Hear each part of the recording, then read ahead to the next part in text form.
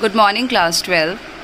In today's session, I, Sana Uzma from the Millennium School, South City, Lucknow, will be dealing with the effect of dilution or addition of water on conductance, specific conductance, molar conductance, and equivalent conductance.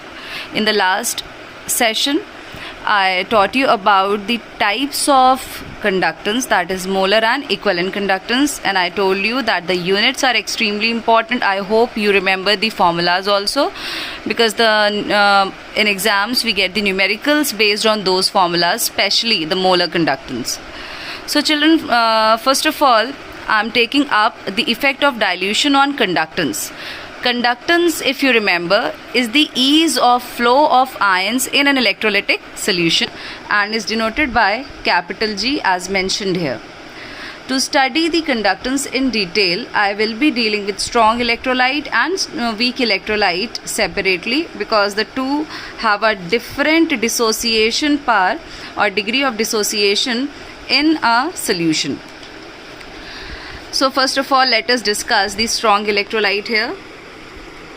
Children, strong electrolyte is an electrolyte that undergoes complete dissociation, that is, its degree of dissociation is 100%. So this we have already done in class 11.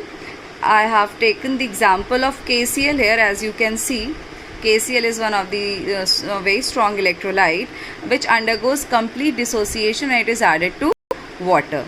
So when we are talking about the number of ions or ease of flow of ions in an electrolytic solution, what will happen to KCl solution when water or the solvent is added to this solution? When it has already undergone complete dissociation, obviously there will be no change in the degree of dissociation, which is already 100%. So number of ions, as you can see here, number of ions will remain constant even upon the addition of solvent, that is water. But the factor which is increasing is the ionic mobility. Ionic mobility means the ease of flow of ions, the movement of ions will increase. Why? Because when you are diluting an electrolytic solution, what is happening? The distance between the two ions, counter ions of an electrolyte is increasing. Because the interionic interaction is decreasing when the distance between the two is increasing. So obviously their mobility will increase, their ease to move will increase. So this will lead to increase in conductance. So conductance basically is depending upon two factors when you are diluting it. First one is the number of ions, and second is the mobility of the ions. So when we are talking about strong electrolyte which has value of alpha as 100%, will not lead to will not undergo any increase in number of ions upon dilution, but the mobility will increase. When one factor is increasing and the other remains constant, obviously the net result will lead to increase in conductance. So I hope this the effect of dilution on strong electrolyte is clear to you in case of conductance. Now moving on to the weak electrolyte.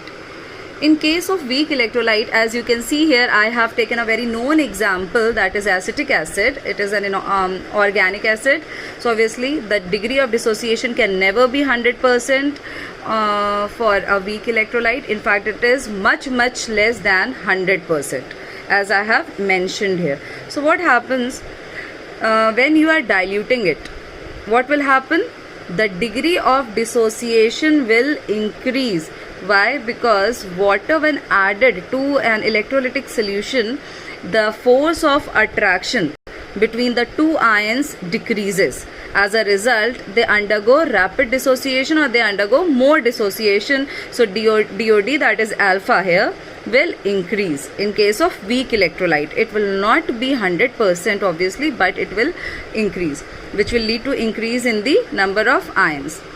And another factor, obviously, when the number of ions are increasing and the volume is also rising, so ionic mobility will also increase. So in case of weak electrolyte, both the factors are supporting. Therefore, the net resultant will be increase in conductance. The conductance will increase. in case of weak electrolyte. So in both the cases, weak and strong electrolyte, what will happen? The conductance will increase. I hope this is clear. Conductance is very simple. Now moving on to the next point, that is effect of dilution on conductivity or specific conductance, which is denoted by this sign K, which is actually kappa, as I discussed in my earlier lectures. So first of all, children, try to recall it from the previous lectures. What is a specific conductance? Specific conductance means it is the conductance of 1 ml of electrolytic solution. So obviously it is also depending upon the number of ions only, but per ml, not in the entire electrolytic solution. It depends upon the number of ions present in per ml of electrolytic solution. So what will happen upon dilution? As you can see here, I have taken an example just to explain you better. In a beaker, I took 100 ml of an electrolytic solution, and as an assumption, if suppose in 1 ml of the electrolytic solution there are 4 ions, and upon diluting, if suppose the volume is doubled, then what will happen? Now the ions will move far away. It will not remain aggregated here, as you can see here that per ml 4 ions are present. When the volume is getting doubled, obviously the ions will also move away from here.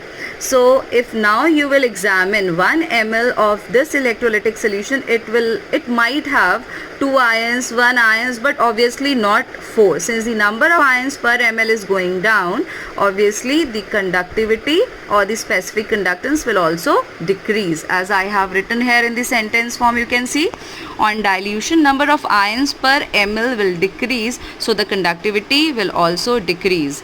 And one important point which I would like to tell you here is, this is the only property of an electrolytic solution, that is a specific conductance or conductivity, which decreases upon dilution. Rest all other properties, that is conductance, molar conductance and equivalent conductance, increases on dilution. In my next part, I am going to explain you the effect of dilution on molar conductance only. So in the last lecture, children, you already have learnt this formula, that molar conductance is equal to specific conductance into volume. So what happens when you dilute a solution? When you are diluting a solution, when you are adding more solvent to an electrolytic solution, obviously the volume will rise, the volume will increase, but the specific conductance, as we saw in the second point, is going down, it is decreasing. So one factor is increasing and the other factor is one factor is increasing, whereas the other factor is decreasing. So what should be the net resultant? The net result will depend upon the factor which is dominant. So when you are diluting an electrolytic solution, please pay attention to this point, children. The volume, the extent to which the volume is increasing is not same to the extent to which the specific conductance is decreasing. The increase in volume is much more than the decrease in the specific conductance. So which one is the dominant factor? The increase in volume.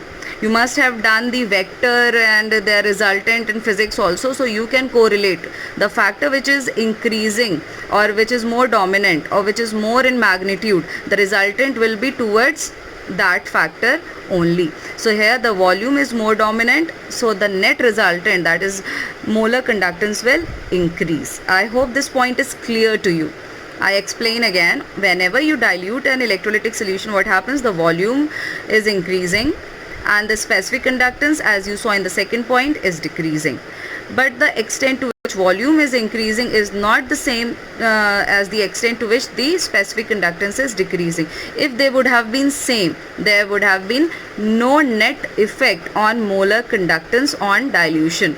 But since one factor is increasing to a greater extent and the other factor is decreasing to a somewhat lesser extent, so the net resultant will be increased. So overall the molar conductance will increase. I hope this point is clear to you.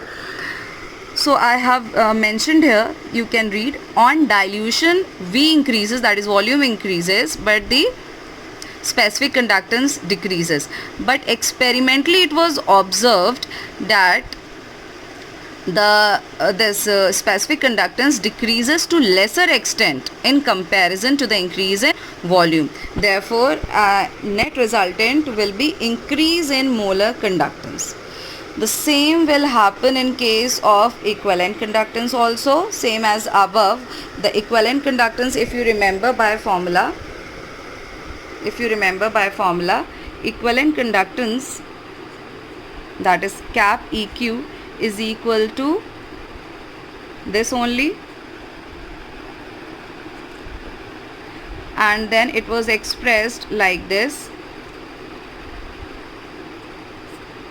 I hope you remember this from the previous lecture. So overall you can see, according to this formula, it will also undergo the same change. The volume will increase and specific conductance will decrease, and experimentally the increase in volume is to greater extent in comparison to decrease in specific conductance. So this will also undergo increase.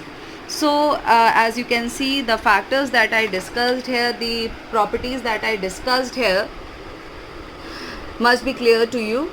And in a summary, I would like to tell you that I discussed the effect of dilution on conductance, the effect of dilution on specific conductance, the effect of dilution on molar conductance, the effect of dilution on equivalent conductance. So what is happening? On dilution, conductance is increasing as the number of ions are increasing. Specific conductance is decreasing as the number of ions per ml is decreasing. Molar conductance is increasing because the volume is increasing to a higher extent in comparison to the decrease in specific conductance. Similarly, this is also increasing. So there is only one factor, that is specific conductance, which decreases on dilution. Rest all the characteristics of an electrolytic solution goes up or increases when you add water to an electrolytic solution. Thank you, children.